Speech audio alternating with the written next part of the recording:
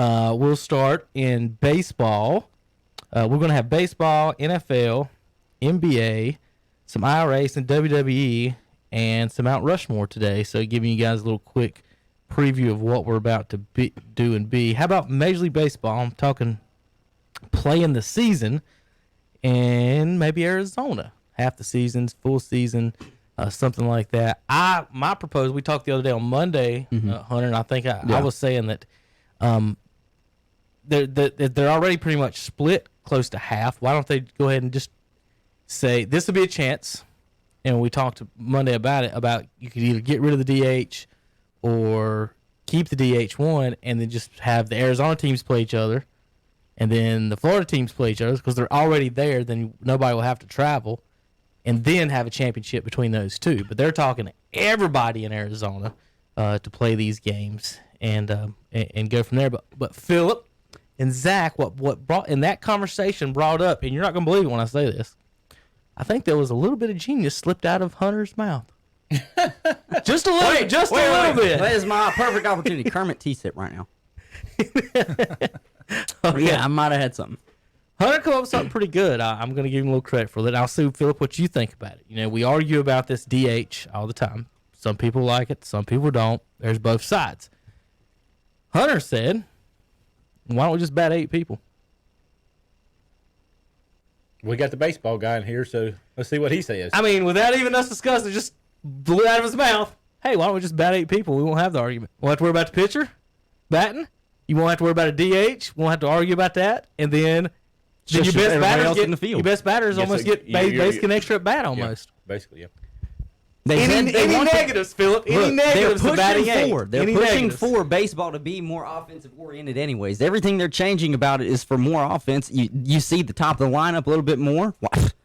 And then at least if they wanted to do it this year, where they have just Grapefruit League and Arizona League, everybody's kind of mixed match, just be like, hey, sorry, we're going to bat 8 batters because we're not going to have half of your league use DHs and half of them don't, and you just mix and match play. I've been sitting here for 2 days trying to come up with a negative to 8 batters, and I really haven't come up with anything yet. The only thing will be the statisticians that are like, oh, but we'll be looking at stats throughout all the years. It's always been they've had less at bats because you're not getting through the lineup as fast. I'm like, well, if that's the biggest thing. Sorry, draw a line in the Hall of Fame. Because we was talking about, you know, if you do all DH or all no DH, does it go down to the smaller leagues like college and high school and stuff like that? And then Hunter just said that the whole just about 8.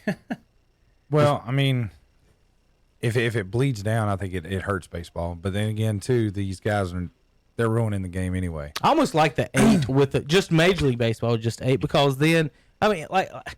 You got a DH over here not doing anything he shows up 4 times a game, and then you got 12 relief pitchers coming in.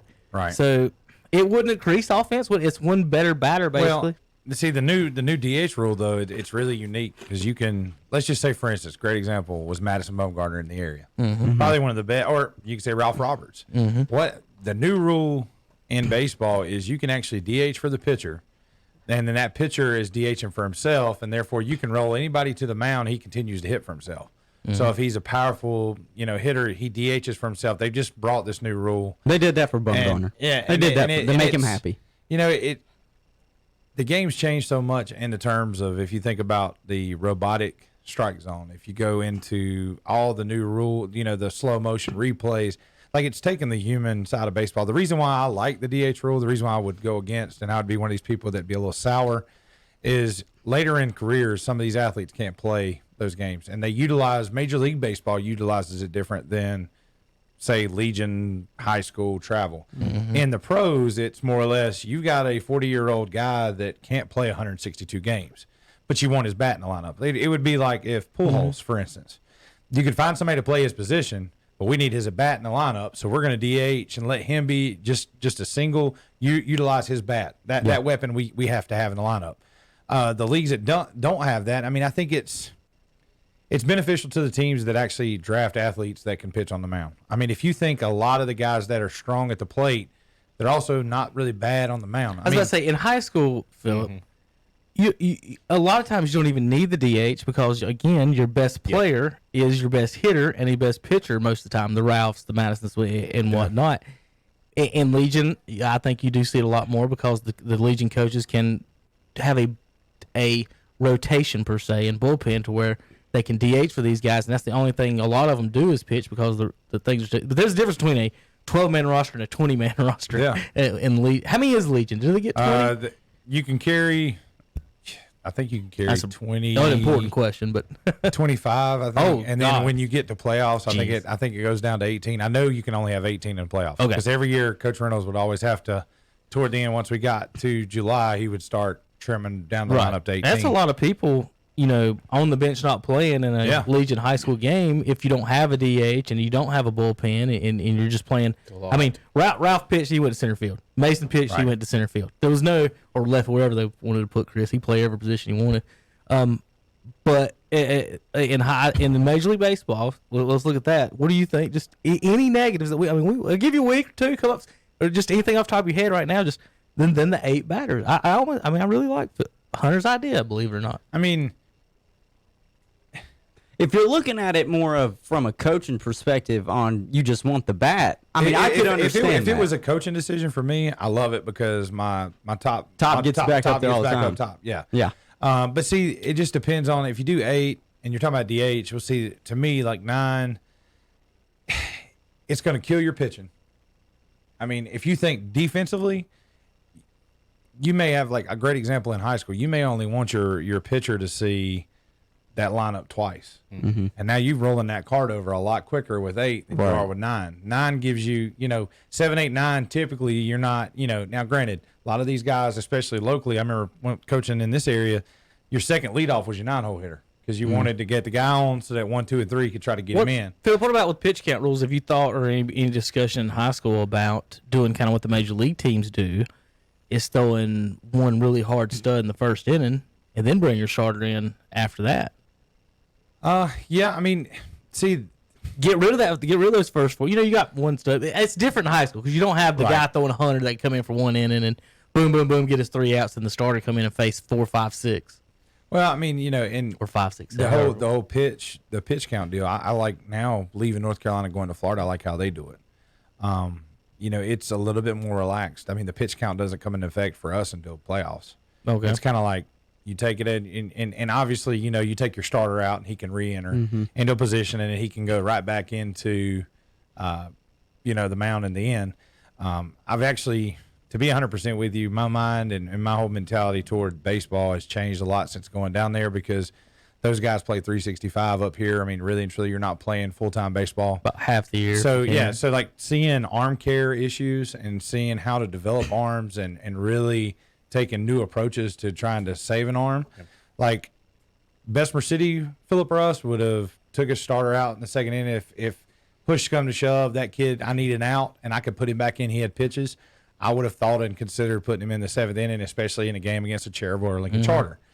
Going to Florida, if I would come back now, there's no way I would do that because, you got to think about this. It's like revving your race car engine up, giving it all you can get for 50 laps, taking it and putting it in the pit, not touching it and running some other car It's a on the rhythm track. thing. It's almost a rhythm thing. Well, I mean, it's like you got to think about it too. Like these guys that get, like I can remember when Leach and when Madison and some of these guys were prepping, and it's kind of like if you look at the Strasburg deal, that they've looked at the arm. And over time, it's just like the rev up. Once you get a guy and you send him to the bullpen, like especially at rain delays, once you go to the bullpen like twice and get warmed up, and then at rain delays, you got to burn that guy and put him in a stall and be like, you're done. Go through your game bullpen and be done. And it's just, I don't know. There's so much in pitching that we could actually do a whole daggone podcast on that, like icing. I don't know if y'all have been paying attention in the news, but it's come out in baseball, but it's now going to start probably being effective in all sports. Ice of what we thought was what we were doing to help ourselves was actually detrimental. And the best way, it was crazy. I listened to, everything we've ate, drunk, done for the past 30 years, at some point it turns around and says that's bad for you or that's good for you. You got cancer, you don't have cancer. That's it. I mean, like we're told something different every 5 years. The ice concept is you take they use I love how they use NASCAR and other sports. It's hilarious, but it's like you would take an engine that just won the Daytona 500 and you take it straight to the pits and put ice around the engine. That's going to kill the car. Yeah. You want that car to gradually, slowly cool down. And then they were looking at it, they were like, all right, so you got a supervascular body and now you're going anti-vascular. You're trying to cool it down and constrict all that blood flow. And the doctors are saying that's the worst decision ever. Like when you constrict it, you're trying to stop blood from going there. And if you think about anything with recovery, you want oxygen and blood to go there. So I mean, just in arms, I mean, I guess my biggest fear if I'm coaching offense, I think it's great because you're going to roll the lineup card over. Yeah. If you don't have the DH or if you only have 8, you can just constantly crank out good numbers. You're also going to see a little bit more scrutiny in stats because those guys are going to get more at bats. So it's going to affect. And now you're not going to have 300-400 hitters. You're going to have 200-300 hitters because they're going to get more at bats. And they're probably baseball's a failure sport. And then you might be dealing with the higher ERAs for the pitchers because they're not going to face the pitcher. And I was thinking from a fan's perspective, I've never liked the American League. Yeah. From a fan perspective, I guess I've always been on the more defensive side, small ball, where they try to move people around. And baseball's went away from that completely with small ball in Major League. And I was thinking that with pitching, I like to have the pitcher hitting just for fan watching. I don't know, maybe it's because that's what they do here in the small towns and the lower leagues, and when you get up to the big leagues. But I mean, I'm hearing a coach's perspective, and I'm not apt to not change. So I can understand that you want that hitter in there, especially like you said when he was 40. I understand that completely. Or on the back end, if you're thinking high school, like if you think of a small statured second baseman, most of your second basemen, they're going to fit a certain mold. Yep. They're going to be 5'8", 5'9". They're going to be tremendous with their glove, and they're going to be subpar at the plate. It might be speed, it might bunt. But if you have a guy that's sitting on the bench that can go in there and go gap to gap, hit with power, now I will tell you that the coaching strategy that I do, I've never really focused unless I have a game where I want my pitcher solely focused on nothing but just trying to go out there and get outs. If it was offensive strategy, like I find the worst hitter but the best defense, I'm going to throw the best defense. Every game I'm going to put the best defensive 9 I got out there, and then I'm going to find out who's my offensive liability. Yeah, and then whichever one I feels like more, going to be more detrimental to the offense, I'm going to pump them out. You're gonna throw him in on the DH. So I was trying to get my music playing here. So I mean, what is that? It's just I don't know. It's one of those things. I mean, that's the scary thing is because if you like you said, you go back, you're gonna wipe a lot of people out. Some of the high quality hitters in the Hall of Fame have been DHs. Right. I mean, like me as a child growing up, you got Edgar Martinez, you got Tino Martinez. My favorite player is David Ortiz. So when David plays first base a couple nights, now he needs to transition over to DH. And then you look at other pictures like Pujols has a hamstring issue. He can still get in the box and swing. Right. He's just not going to be able to play third, play first, play in the outfield. He can swing it though. And I don't know. I guess I grew up and I'm old school baseball. I don't like seeing a lot of change. I think an umpire should be able to use whatever judgment he thinks, ball strike, make the call. Yep. If he calls you out at the plate, I don't think you need to go and review it because that's the human of baseball. It's been that way since 1900. It's funny you bring that up because me and Kevin was talking about this. And we was talking about Braves pitchers and how today's pitching, the way they've got it on the screen would affect Glavine and Maddox. Yeah. Even Kevin even almost said if Maddox could even I don't know if Maddox play in Major today's League time Baseball. with the pitch. What scout's he was hitting putting a right-hander that throws 90 miles per hour that and is not hitting the K zone now? Because every umpire's on the K zone now. So he couldn't get the calls because no, the and umpires look bad in today's time. that helped. Listen, Max, I'm not saying he wasn't a good pitcher. I'm not saying I'm not saying he couldn't light a match if he wanted to. Bugs Bunny holding it. What I'm saying was those umpires were giving him 6 inches, and now with the K zone. And him only throwing 90, 92, 93, I don't know if he would even make it or if a scout or a team would even put him on a team. Or better yet, what batters would do to him if they forced him into that box. Ooh. Right. If you throw that meat pitch in there, I don't care how it moves, it goes in that box. Right. And now you're telling a hitter, train your eyes to that box. And if it ain't in that box, let it go. Yep. That there's no way, by chance, we as coaches always say don't leave it in the umpire's hands. Well, now you don't have to. Right. Don't leave it in the computer's hands. Computer's going to tell him if he's right or wrong. There's no judgment call. And baseball is, it's always been probably the purest sport in judgment. I mean, everything is discretionary. There's nothing that really in baseball. I mean, I can go back. It kills the game and it hurts people like what was the Rockies pitcher had the perfect game, gets the ball, play it first, they call him safe, and he was out by a step and a half. I know who you're talking about. Armando something. And Is it or not? No, Jim Joyce was the umpire. I know and he exactly. made a mistake. Now, if you had to replay there, you'd fix it. But now Jim Joyce has to live his whole life with that regret. And then now in baseball, you have any of those calls, coach walks out and just points, and we've got a review. And then when that review goes and plays through, they're always going to get it right. And I get it. At the end of the day, you want to get it right. But that's why you got 4 umpires on the field. And in high school baseball, you got 2, and in some playoff games, you got 3. Y'all be quiet for 2 seconds. And then when that review goes and plays through, Not working. they're always going to get it right. And I get it. At the end of the day, you want to get it right, but that's why you got 4 I umpires. don't know what I did with my what you did either. audio input from my computer. I was trying to play a little music here. I had a little setup for Zach, and also Phil. I kind of want to talk about something Philip was doing, but dang it should be working. Well, but I liked my idea for the 8 batters. I did. And you talk about liked my stats idea. overall. You would still there's going to be points where you'd have to draw lines in MLB Hall of Fame voting stuff because it's going to affect stats. Is what I'm saying. Well, I'm going to tell you this. Here's the thing here's Kevin's big negative, because me and him have had conversations outside of the radio show. It is going to severely increase, and the WAR stat will be severely. Yeah. I brought that up. I brought that up Monday Because you're going to have more opportunities. Right. You're not. I mean, No, what I brought up Monday was that if they start cutting games and like for this, cutting games. we'll Yeah, never hear cutting the end seasons of it. down. If they cut back to 120, we'll never hear the end of Mike Trout. You might as well just write down. We quit. Everybody buy your gold jerseys now. See, you're a traditionalist, and I think we are too. Hunter's younger than us, but I think we'll never hear the end of Mike Trout too. But I just, might as well just write down. We quit. Everybody. I'm not a Mike Trout hater, but I look at some of the older guys, and I don't see him near as talented. Maybe I'm wrong as the Griffey and everybody else. You know, I'm just, for me and Mike Trout, even part of the, because it's like my age group is the one that's been so accepting of Mike Trout. I'm in my mid 20s, okay? So like everybody loves Mike Trout, that we've grown up with him, because when I was in high school, the 2 biggest names that were coming out at the time, they said we're going to revolutionize baseball, was Mike Trout and Bryce Harper. Yeah. Bryce Harper to me is just a big bat, and that's all he'll ever be. I don't even know if he's he's just that a big anymore. bat. And even then, I think when he moved to the Phillies and the Nationals finally took off, that proved to everybody else, yeah, he was really he wasn't all it's cracked up to be. And to me, I feel like the Angels could almost be in the same way if they were to move off Mike Trout.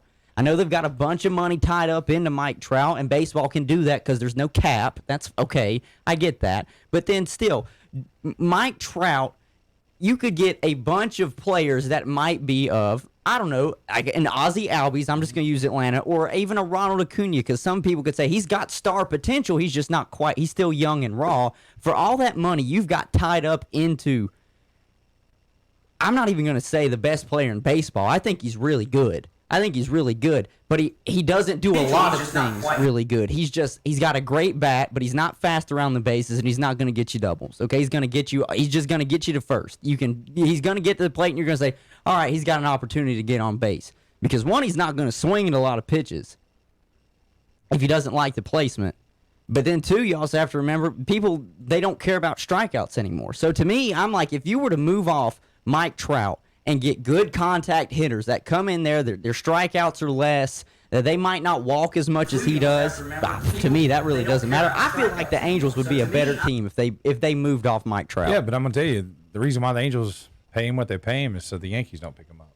Yeah, well, I'm not. So the Yankees or the Dodgers don't. Yeah, play him. It's a money thing. I mean, to me, if we were gonna play out this season, my money, and even being a Red Sox fan, my money is all on the Dodgers. The Dodgers to win the World Series. You think the Dodgers are they that just good? picked You up, think Kershaw's not going to choke anymore? I'm just saying, if you think staff and you think lineup, that lineup is going to generate a ton. If you the lineup is absolutely. And then, but see, like if you don't pay Trout goes right into he's going to one of the Yankees Dodgers. Yeah. But I think he goes Yankees because I'll be honest with you, everybody is a Stanton fan. To me, I'm like Stanton is the same as Mike Trout. Yeah. Aaron Judge, the only difference between Aaron Judge and those two is he has incredible arm strength. Right. Like when he teases batters runners to go from second to the plate and he hoses them, that's phenomenal. I love watching. Aaron Judge. But like Aaron Judge, I love it. Judge doesn't run very well. No, to me, if you put the ball in play anywhere in a gap around him, he's not getting it. Yeah. It's center field's got to cover it up, or you're going to get extra bases.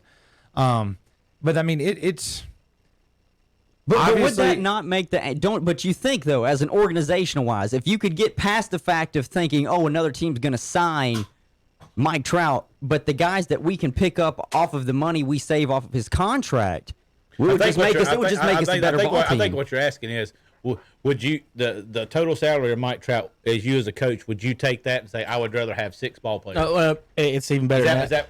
We did it one Me and time. Hunter It did was the like math. 9 starters from the Braves. It's 7. 7. So if you took the Braves And what we're paying. if you took what you're paying Mike Trout and the Braves players, you could pay 7 of their 8 starters. Pick which 7 you want. On one of the 2 highest people would have to come off because of the salary, but you could pay 7 of 8 Brave starters or Mike Trout. So which is more valuable for you? 7 Major League Baseball starters or 1 center fielder? Well, let me just ask it this way though, because you did bring up. You said, well, he'll end up being a Yankee or a Dodger. Do you think baseball could, like, the overall landscape of baseball would be better with a salary cap? Yes. Yes. I think I think it would too. But in the same token, the only reason why I say salary cap's good, and this is getting into more of my, I guess you'd say my. I don't. You're It's a picking up podcast. Say it. So here's my mental piece on it. Go ahead. You bring a salary cap in, you now give the Padres a chance. Yeah. You now Yes. give The Rockies the a Rockies, chance. the Marlins Kansas are City. back in it. Yeah. Kansas City's back in it. The I Twins agree. are in it. Like you finally give little team Oakland A's. Yes. You know, you give those little teams a chance. Because at the end of the day, if you're not like, so the Mike Trout deal, here's the reason why Mike Trout got his money. If you're thinking business, Yep. you're saying in the next 5 years, he's going to pay for himself He is. and we're Yeah. going to be able to build around him. Now we keep Right. our token player because right now, if you get rid of him, who's going to watch the Angels? Right. If Oh, he's okay. not going To me, that was the whole it's move. to sell tickets. It's to put Yeah. people in the stands. Yeah. Well, see, now it kind of eats them. So let's just say you play Arizona with no fans. Now you're hurt. Yeah. Yeah. The Mike Trout move hurts you. But if it doesn't, now you've got people going to the Angels games that don't care about Angel baseball, but Mike Trout's a name. It's kind of like Clippers, Lakers. You same deal where they got Kawhi and they got Paul George. Yeah, that's what it is now. I mean, it's the names. Yeah, It's right. the Yeah, names. the only way you make the Angels relevant or any of these other teams, like if you had the cap helps it, and then you do what the Carolina Panthers do. You just go in and you just start cleaning house. Yeah. Yeah. And you bring in new young talent. And honestly, if you look at how the Braves have done their system, that's what they're notorious for doing. Yes. The Braves will sell Yes. house, sell everything. They sold everything to build the stadium. And then now they slowly started generically bringing back in quality names. I mean, you think about it. They got rid of the house, and then now you may see those names. And the Braves run their organization just like the Panthers because you've seen Roman Harper come back. You started seeing some of the old school, Ted Ginn and some of those dudes start flowing back in to the Panthers to kind of like, hey, we can get you back on that money. You know kind of what program we run and blah, Right. blah, blah, blah, blah. But no, that is probably the second best thing I've ever heard you say, like salary cap in baseball. Well, I mean, I've always thought there should have been a salary cap in baseball, and that's to me. And it's not that I don't think people should go out there and earn their money. I enjoy capitalism, I really do. But at the same time, you think Mike Trout really needs $400 million? $400 million, mean, and yeah. you think your team is going to be better when you have Or that better much yet, money put into one place? Hunter, I'll pay you $400 million to do this podcast. You're not coming to work anymore. You're going to do this remote when you feel like it. When your Oh, yeah, when your I'm chef's set. not cooking your meal. I'm set. When your beautiful Absolutely. supermodel wife walks through, Think you might about be it. like, "Hey, Kev, I'm not on today." Because this is my mindset. mean, If I think about it too, ESPN. I'm just gonna say them. I don't like ESPN. It doesn't matter. That's beside the point. But ESPN and a lot of other sports networks, like me and Kevin like to say, they're already painting Mike Trout to be the greatest baseball player of all time. That's what they're trying to paint it and trying to write that narrative. A lot of us don't like Just it. like how Tim Tebow is the best college football player of all time. I bet you I'll all argue 20, that, but that's neither here nor there. I'll bet you all $20 that in 10 years we'll be talking about other people as possibly the best. Because Right. think about it. Right now, where we're at right now, if I open my eyes, It's recency bias. I get to see That's what it LeBron, is. Mike Trout, and Tom Brady. No. So Tom Brady has cemented himself. why do we need to live anymore? Tom Brady has cemented himself. Because LeBron's about to be done. Well, let me ask you this. Brady's about to be But done. what I was saying Just though with quit. Mike Trout Let's was just like quit it sports. kind of plays into what you're saying. He's already being painted to be one of the best players of all time. He's got his money. Does he really have to make the playoffs? Like is he really going to be gunning for that playoff spot? Is he really going to go out there and have to play hard for? None of them play hard for 182 games. I mean, I don't know. Like it. Because, like you just said, you give me that $400 million. I'm gonna be honest. When I'm in here, I'll do my work. It's but I'm just- not it's always just like- gonna be All right, antsy to boys, come It in was here. just like the conspiracy in NFL. Yeah. Old buddy at the up there in New York, the Giants. Anytime he got like kind of on the seat, got a little hot. Yeah. All of a sudden he wins Super Bowl. Then it gets quiet again, and then has 2 losing seasons. They're all right. I got to win now because if I don't coach my tail off this year, they're gonna bump me on down the road. Yep. But to kind of go towards you, Kevin, the 3 players, I don't know. Here's my only thing. I don't know in all sports that you'll ever have another athlete like Michael Jordan that can sustain as many decades and as many conversations as he has. Mm-hmm. Like, honestly, to me, if you were going to go back in the years, Muhammad Ali, Michael Jordan, name another athlete. I mean, who do you insert in any other I mean, sport? they'll talk about Jerry Rice forever, but that's But not on the same level. He's talking. No. He's talking about I'm telling media. you, if you talk about elite, media, like the most elite players that will always be recognized and always be talked about, other than Ali and a Jordan, I mean, who compares? I mean, you Tom Brady. I mean, true. If Tom does anything in Tampa, like Oh, if honestly, he wins if he wins the Super Bowl in it's- Tampa, it's it's- cemented. I mean, There'll think be no about it. question. In football, there's not an elite NFL player that you will forever know. When we become old gray men and we sit over at the Legion Hut and we're about to go watch the Post 100 play for their 97th state championship at that point, and Tom Brady will probably still be one of the best quarterbacks or best football players to play in the game of football. I mean, I guess because I don't know of anybody that I don't think it's even structured for anybody to touch at now. Like 20 years at one team. And see, that's football, and the championships. same thing in baseball. Like, who do you can't Yeah. tag? I mean, Yeah. you go through any of the greats. Everybody talks about Mantle, Gehrig, yeah. DiMaggio, Ruth. I mean, they talk about them. So- Ted Williams. I got one for But you. there's not Phil. an elite player that stands out that everybody says that is the face of baseball. All right, before we move on, Cinefani comments that nobody wants to see a pitcher hit. I will say I love seeing Adam Wainwright hit. Here's the stat for you, Philip. If Mike Trout's strikeout percentage was a batting average, you know what it would be? 252. He strikes out 159 out of 162 games, so basically once a game. And his batting average, his strikeout average is 252. Ozzie Smith made the Hall of Fame hitting 262. And this dude strikes out almost what he gets hits at. Now, that's a good percent, 25%. That's pretty high. How about, you know what Wainwright strikes out his percentage is? 28%. So we're talking 3% from the greatest player of all time to a pitcher. 3%, Philip. Now, if we do the math in that, a pitcher bats 3 times, let's say 3 times a game, every 4 games, every 40 games, so 120 at bats. What is 3% of 120? Anybody? About 6. Yeah. So about What, three- about 6 out of every 120 Wait. at bats, 5 or 6 out of every 120 at 3 out of bats. 120. Wouldn't that Mike be 4? Mike Trout gets a hit. 4? Wouldn't that be about 4? More hits than he gets about 5 more 5% hits. would be Okay. 6. So. Yeah. He gets about 5 or 6 more hits every 120 at bats than Adam Wainwright. Also, I'm not hits, but doesn't I strike want to out. say this as well. Hey, Tom, don't forget to like and share. Yeah, like and share, Tommy. Like and share, Tom. Like and share, Tommy. All right.